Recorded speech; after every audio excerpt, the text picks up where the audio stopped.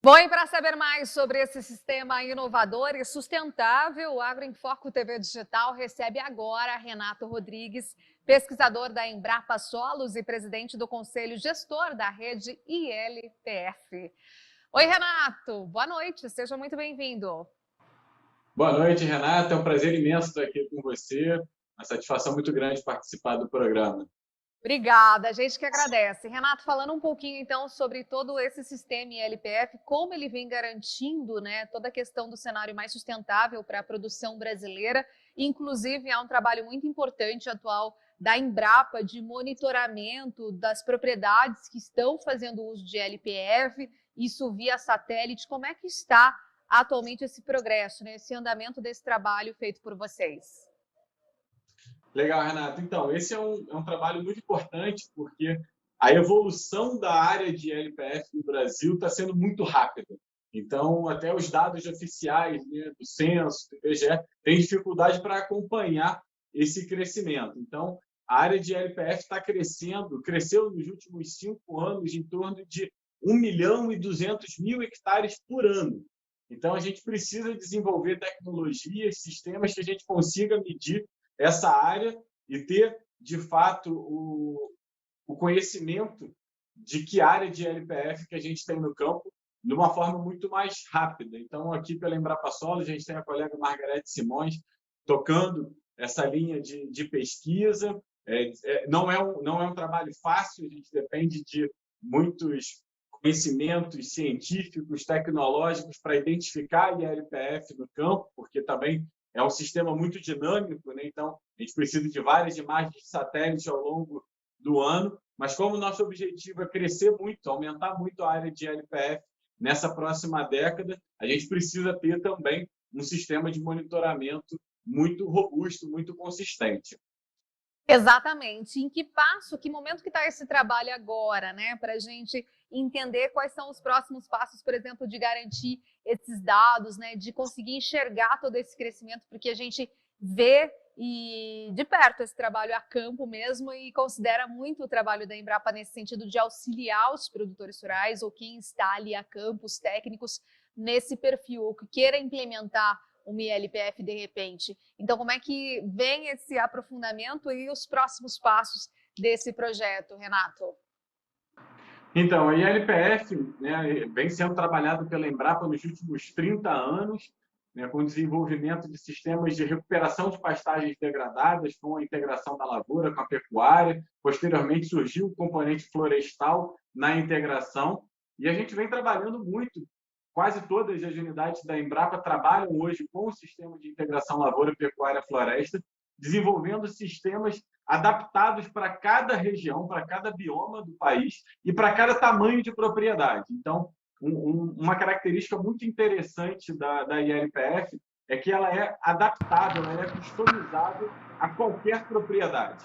Então, um produtor pequeno, médio, grande, em qualquer região do Brasil, ele consegue fazer a ILPF da maneira que melhor se adequa àquela realidade dele. Então, ele precisa identificar os pontos principais de dentro da fazenda, do próprio conhecimento dele, né, a expertise dele, se ele é um pecuarista, se ele já é um produtor de grãos, e como é que ele vai fazer essa integração de sistemas e também, claro, questão de mercado, para onde que ele vai destinar essa produção. Então, a integração vem hoje ganhando muito espaço. Hoje a gente já está falando em 17,5 milhões de hectares de LPF no Brasil, que corresponde a 10% do tamanho de toda a área de pastagem no Brasil, então uma área bem representativa, e a nossa ideia é aumentar cada vez mais, duplicar essa área nos próximos 10 anos, com sistemas cada vez mais sustentáveis, ou seja, mais rentabilidade para o produtor, diferentes sistemas de produção, mais conservação ambiental, mais benefícios sociais. Então, esse tripé da ILPF, né, da sustentabilidade, sempre acompanhando a ILPF. E aí, é claro, a gente precisa do sistema de monitoramento também por satélite para acompanhar o crescimento dessa tecnologia. Renato, o que você tem sentido, né, por parte dos produtores? Algumas regiões têm avançado mais no sistema ILPF, que você tem visto, né, e que tem dado essa sustentação de fato, essa integração que melhora tanto produção, produtividade dos cultivos, quanto melhoramento, né, genética, reprodução, rentabilidade, enfim, de toda uma propriedade, aí falando em pecuária também, garantindo essa sustentabilidade quando há aí por meio das florestas também. Ou seja, tem algumas áreas que vêm se destacando nesse sentido e outras que têm tido esse potencial de maior abrangência também com o sistema ILPF? Olha, Renata, é muito interessante o movimento que está acontecendo no Brasil, porque a gente vê, é claro, assim, em termos de área absoluta, os estados do Cerrado têm uma área de LPF maior, né? Mato Grosso do Sul, Mato Grosso, Goiás, a gente tem uma área muito grande. Mas, proporcionalmente, né, em termos percentuais da área agricultável com os sistemas de LPF, a gente vem observando um crescimento em todo o território nacional e com uma diversidade de sistemas também muito grande. Então, a gente tem visto esse fenômeno da ILPF acontecendo no país inteiro, em escalas diferentes, mas com a mesma empolgação. Uma vez que o produtor adota o sistema, ele consegue aumentar muito os benefícios dentro da propriedade e ele não sai mais. Então, assim, é muito raro a gente ver um produtor que foi para a ILPF e retornou para o sistema de produção convencional. Então, a gente vem tendo esse aumento em todo o território nacional de uma forma, posso até dizer, bem homogênea. Assim, o país inteiro está crescendo, está adotando tecnologia, está buscando sistemas mais adaptados à sua realidade. Mas a gente vê grandes mudanças na Caatinga, aqui na Mata Atlântica, onde eu estou, no Cerrado, que é onde tudo começou, vem acontecendo muito, mas também no Pampa, no Pantanal, enfim, Amazônia, claro, o país inteiro vem adotando essa tecnologia. Isso é muito interessante, né? E a gente tem acompanhado várias discussões em torno aí de pré-COP26, a cúpula aí da discussão global, mundial de mudanças climáticas.